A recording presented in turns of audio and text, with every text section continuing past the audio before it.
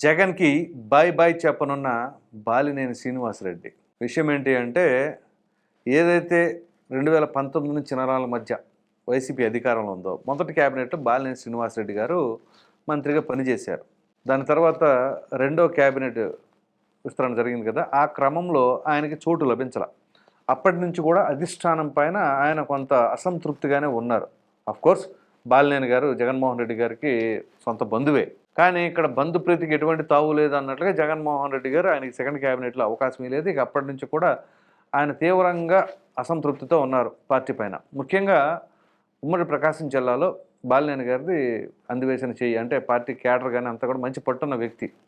అటువంటి బాలినేని గారు మరి ఇక ఆయన మంత్రి పదవి కోల్పోవడం, మరి అదే సమయంలో ఆదిమూలపు సురేష్‌నేమో అక్కడ మంత్రిగా కొనసాగించడం. ఈ క్రమంలో కొంత ప్రోటోకాల్ ఇవన్నీ కూడా ఉంటాయి గదా! ఏదైతే జగన్మోహన్ రెడ్డి గారు మార్కాపురం అనుకుంటా సబ్జెక్ట్ కరెక్షన్ కొన్ని సంవత్సరాల కిందట అంటే రెండో క్యాబినెట్ ఏర్పడిన తర్వాత ఆయన అక్కడ పర్యటించినప్పుడు బాలినేని గారిని ఆపేశారు పోలీసులు. ప్రోటోకాల్‌లో భాగంగా. ముందుగా మంత్రి గారిని యాక్సెప్ట్ చేశారు గానీ అంటే ఆదిమూలపు సురేష్ గారిని పంపించారు. ఆయన్ని మాత్రం పంపించల. సో అప్పుడు బాగా ఇబ్బంది పడ్డారు. బాధపడ్డారు. సో ఈ తరుణంలో ఆయన అక్కడి నుంచి వెనక్కి ఒంగోలు వచ్చేస్తుంటే మరలా జగన్మోహన్ రెడ్డి గారు వచ్చిన తర్వాత బాలినేని ఏరియా అని అంటే ఆయన అప్పుడు కాల్ చేస్తే ఆయన on the way to Ongole అని అంటే మరలా తిరిగి జగన్మోహన్ రెడ్డి గారు పిలిచారని చెప్పేసి వెనక్కి వచ్చారు. సో అటువంటి బాలినేని గారు అప్పటి నుంచి సరే ఏదో మళ్ళీ జగన్మోహన్ రెడ్డి గారు పిలిచారు కాబట్టి సముదాయించారు, అదంతా సెట్ అయిపోయింది. దాని తర్వాత జరుగుతున్న పరిణామాలు చూస్తూ ఉంటే ఇక చివరికి టికెట్ కేటాయిస్తారా లేదా అనే అనుమానాలను అధిష్టానం వ్యక్తపరచడం.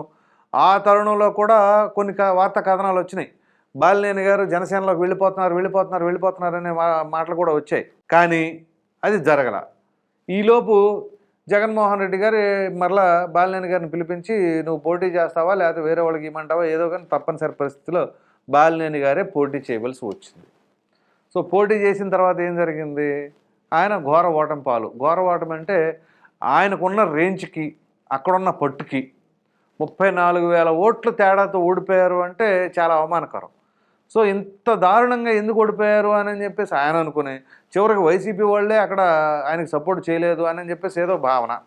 అది ఒక ఎత్తు. ఇదంతా జరిగిన తర్వాత ఇటీవల ఏదైతే ఆయన ఎలక్షన్ కమిషన్కి ఫిర్యాదు చేసుకున్నాడో ఈ విధంగా జరిగింది, అక్కడ ఏదో గ్యామ్లింగ్ జరిగినట్టుగా ఉంది అని చెప్పేసి ఎలక్షన్ కమిషన్కి ఫిర్యాదు చేస్తే ఎలక్షన్ కమిషన్ వచ్చి మాక్ పోలింగ్ నిర్వహిస్తామని అంటే నేను అడుగుతుంది మాక్ పోలింగ్ కాదు మరి ఈవీఎంలకు సంబంధించింది రీకౌంటింగ్ అన్నట్లుగా ఆయన చెప్తాను. సో ఈ తరుణంలో ఆయన ఒక మాజీ ఎమ్మెల్యేగా నేను నా ఒక్కడ వాయిసే వైసీపీ తరఫున వినిపిస్తున్నాను కానీ వైసీపీ తరఫు నుంచి ఏ ఒక్కరు కూడా ఆయనకి సపోర్టివ్గా ఫైట్ చేయలేదు అని చెప్పేసి అదొక బాధ కూడా కలిగింది. సో ఈ తరుణంలో ఇవన్నీ కలిసిన తర్వాత అసలు మామూలుగా ఒకనొక సమయంలో నేను రాజకీయాల నుంచి తప్పుకుంటానన్నారు. మరి చివరికి ఏమనుకున్నారు కానీ ఇక రాజకీయాల్లో మరలా కొనసాగుతున్నారు. సో ఇప్పుడు ఏంటి? ఇప్పుడు జగన్మోహన్ రెడ్డి గారికి ఇక దాదాపుగా బాయ్ బాయ్ చెప్పేసినట్లుగానే నాకు అంతర్గత సమాచారం. సో దాదాపుగా ఇక ఆయన పార్టీ నుంచి బయటకు వచ్చేస్తున్నారు. సో వచ్చిన తర్వాత ఇప్పుడు రాజకీయాల్లో కంటిన్యూ అవ్వాలనుకుంటున్నారు కాబట్టి ఏదో పార్టీలోకి వెళ్ళాలి. ఏ పార్టీలోకి వెళ్తారు? ఏ పార్టీలోకి వెళ్తే జనసేనలోకే వెళ్ళాలి అనేదే బాగా వస్తున్న వార్త. సో జనసేనలోకి వెళ్ళాలి అంటే ఆయన ఎప్పటి నుంచి అనుకుంటున్నారు కానీ ఇక్కడ గేట్లు తెరవడానికి మాత్రం పవన్ కళ్యాణ్ గారే ఆలోచిస్తున్నారు అన్నట్లుగా సమాచారం. సో ఎందుకంటే మొన్నటిదాకా కూడా వైసీపీలో ఉండి ఇప్పుడు ఆల్ ఆఫ్ ఏ సడన్ ఈ విధంగా వస్తే ఏంటి? పైగా ఇక్కడ మీరు గమనించినట్లయితే ఒకటి ఉంది. ఏంటి అంటే ఇదే బాలినేని గారు అఫ్కోర్స్ జగన్మోహన్ రెడ్డి గారికి బంధువు అయినా కానీ పవన్ కళ్యాణ్ గారిని ఉద్దేశించి ఎప్పుడు కూడా ఘాటైన పదాలు కానీ పెద్దగా విమర్శించడం కానీ జరగల. సో ఎందుకు అంటే ఆయన సేఫ్ సైడ్గా కొంతవరకు దారి తెరిచిపెట్టుకున్నట్లుగా అనుకోవచ్చు.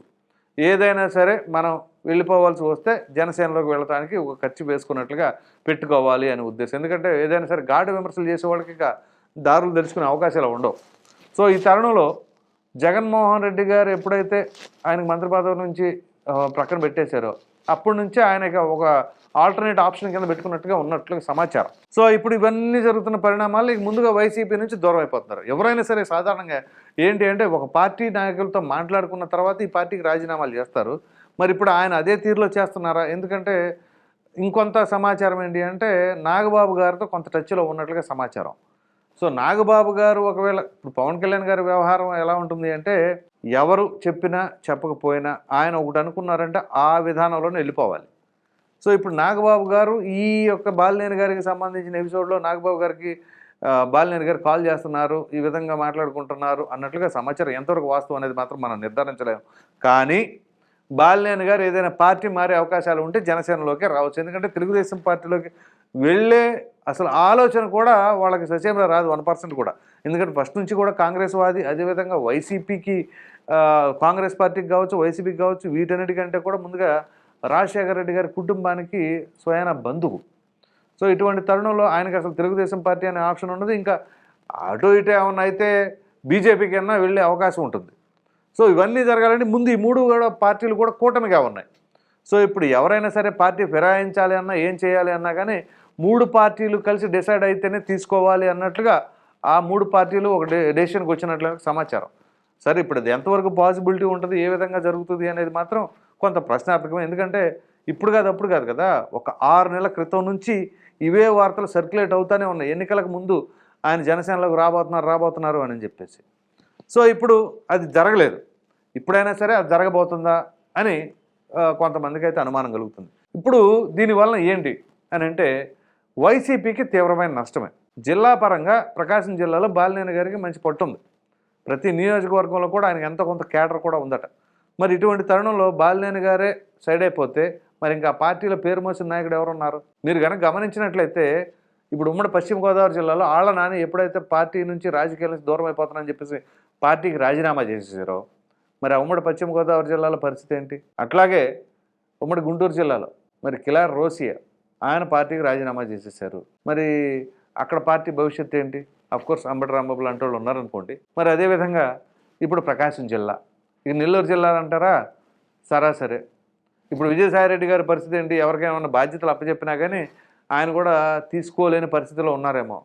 ఇప్పుడు వైసీపీకి సంబంధించి కూడా ఈ ఉమ్మడి ప్రకాశం జిల్లాకు సంబంధించి ఆయనకి ఈ యొక్క అవకాశాలు అంటే ఏదైతే పార్టీ అధ్యక్షుడి పదవి జిల్లాకు సంబంధించి నాయకుడిగా ఇద్దామనుకున్నా ఆయన అంత యాక్టివ్గా లేరు. ఎందుకంటే ఏదైతే ఒంగోలులో చెవిరెడ్డి భాస్కర్ రెడ్డి గారికి ఎంపీ అభ్యర్థిగా టికెట్ కేటాయించారో జగన్మోహన్ రెడ్డి గారు, అప్పుడే తీవ్రమైన అసంతృప్తి తెలిపారు. ఏంటి ఇక్కడ ఎవరు లేకనా అక్కడెక్కడి నుంచి తీసుకొస్తున్నారు అని చెప్పేసి. సో ఆ విధంగా అప్పటి నుంచి అసంతృప్తి జ్వాలలు రగులుతూనే ఉన్నాయి. చివరికి ఇప్పుడు అవి ఇక పతాక స్థాయికి చేరాయేమో కానీ మొత్తానికి ఇప్పుడు ఆయన ఇక వైసీపీకి దూరం అయిపోవాలి అంటూ అనేది మనకి దాదాపుగా ఖాయమైపోయిందట.